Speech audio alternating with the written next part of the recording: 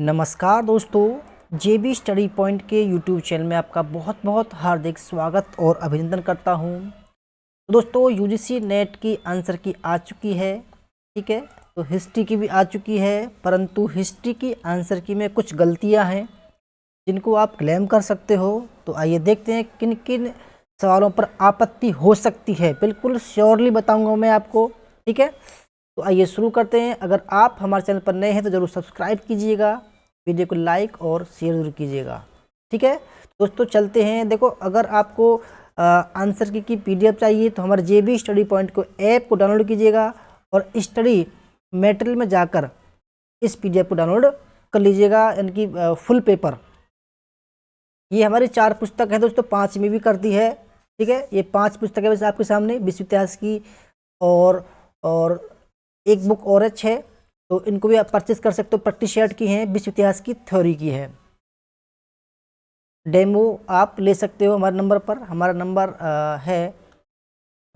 है 8755475312। ये हमारा नंबर है, आप यहाँ से डेमो ले सकते हैं।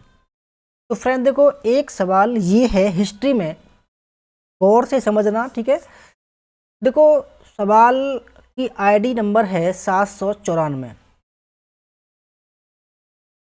लास्ट में देखिए, लास्ट में जो है 794 इसकी क्वेश्चन आईडी नंबर है, ठीक है। ये वाला सवाल है, सिंधु घाटी के उत्खनन में पाई गई जो नर्तकी है उसका संबंध किससे है, ठीक है।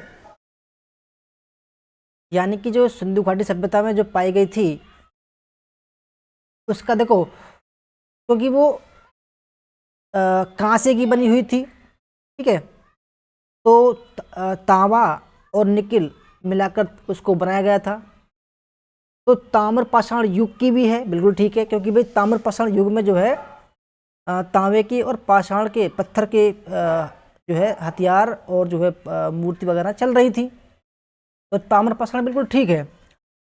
और देखो, तत्कालीन धातु कर्म का उदाहरण है, यानी कि उस हमें ऐसा लगता है उसको देखकर कि धातु का जो कर्म है, कार्य है, वो चल रहा था। सौंदर्यकरण, यानी कि जिस तरीके से वो सुंदर तरीके से बनाई गई है तो ऐसा लगता है कि वो सौंदर्यकरण में है।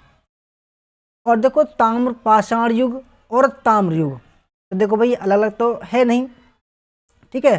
भाई ताम्र युग या ताम्र पाषाण युग, वैसे तो देखो अगर देखें तो ताम्र पाषाण काल तो आया, परंतु यानी कि तांबे का भी काल आया, ठीक है। देखो, परंतु भाई इसने जो आयोग ने ये दिया है कि भाई प्रापाषाण काल का उदाहरण है, वो कैसे हो सकता है यार, ये बताओ। नर्तकी सिंधु घाटी सभ्यता का काल अलग है, ठीक है।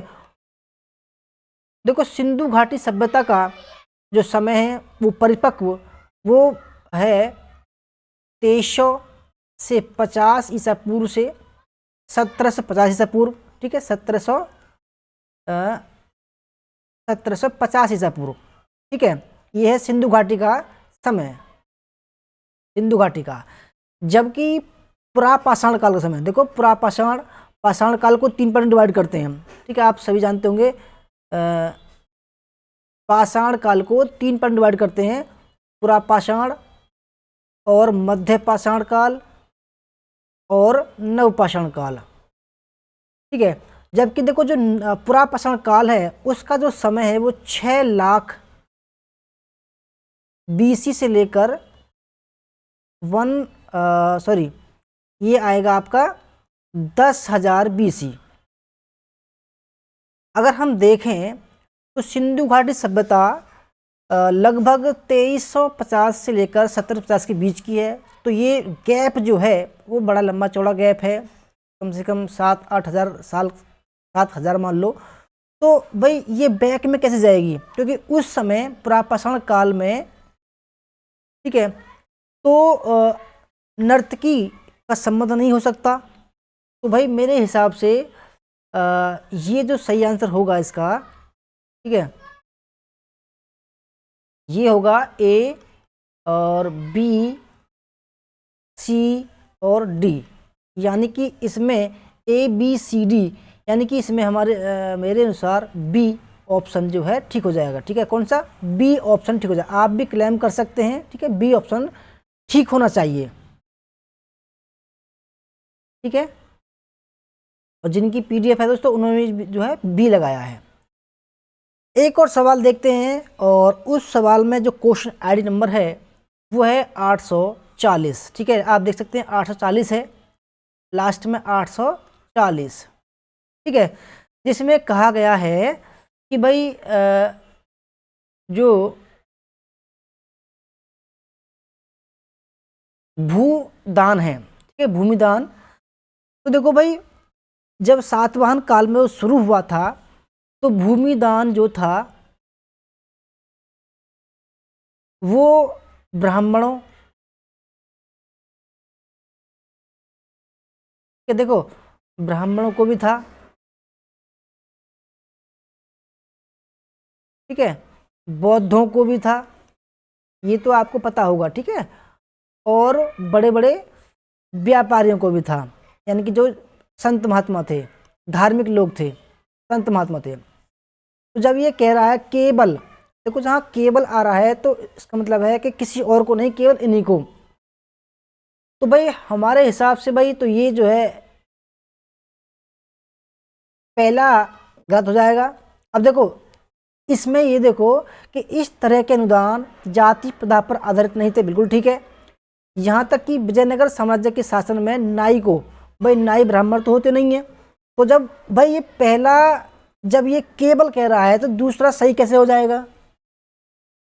देखो अगर हम इसके पहले ऑप्शन को सही मान लें तो दूसरा ऑप्शन गलत हो जाएगा। ठीक है, अगर पहला ऑप्शन गलत है तो दूसरा सही हो जाएगा। तो भाई मेरे हिसाब से ठीक है, इसका ऑप्शन नंबर डी सही होगा। इसका डी ऑप्शन सही होगा, ये वाला, जिनकी पीडीएफ पे उन्होंने डी ही लगाया है। ठीक है, हमारे स्टूडेंट हैं, हम पढ़ाते हैं। ठीक है, एक सवाल और देखते हैं दोस्तों। ठीक है, बहुत ही शानदार सवाल था और बिल्कुल सिंपल सवाल था, आप भी लगा सकते थे इसको। ठीक है, देखो दक्षिण भारत का जो भाषा है उसमें तेलुगु भाषा आती है, आंध्र प्रदेश की भाषा। ठीक है, आंध्र प्रदेश, देखो आप समझना ये भारत है, ये भारत का नक्शा है। ठीक है, दक्षिण भारत यहाँ से शुरू होता है, यहाँ शुरू होता है। ठीक है, इसमें आंध्र प्रदेश भी आता है, ठीक है, तमिलनाडु भी आता है, ठीक है, और केरल आता है, ठीक है, कर्नाटक आता है,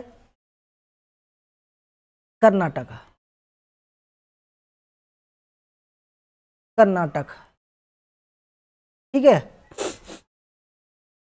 और अब ये देखो दोस्तों, देखो तेलुगु तो आंध्र प्रदेश की हो गई, तमिलनाडु की हो गई, कन्नड़ भी जो है आप कह सकते हैं कन्नड़ तमिलनाडु कर्नाटक की हो गई, मलयालम हो गई केरल की, और जबकि जो डोगरी है, डोगरी ये है कश्मीर की, जम्मू कश्मीर की है। तो भाई देखो जम्मू कश्मीर यहाँ पर है, भारत के उत्तर में, बिल्कुल उत्तर में है, ऊपर की तरफ, और दक्षिण भारत ये है।